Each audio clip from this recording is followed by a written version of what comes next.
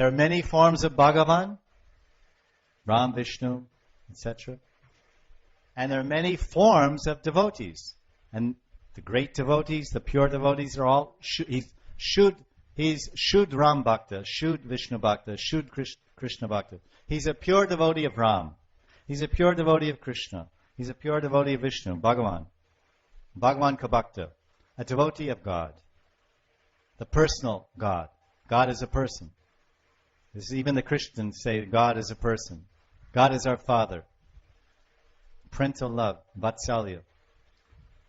These devotees, you'll see, there's so many devotees depicted and described in the Srimad Bhagavatam. 355 chapters.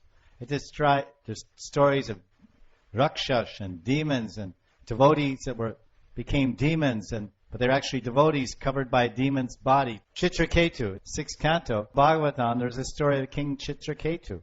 He was a demigod, a celestial being from Swargavasi. But he made aparad. He made an aparad and became a demon. He took another birth. He fell from his Brahma Bhuvana Loka. He fell down and took another birth. Became apparently a Rakshas. But actually, Vritrasura, he is actually a devotee covered by the form of a devotee. a demon. So this is all different kinds of devotees. And they have different degrees of love. And they worship different expressions and forms of Godhead.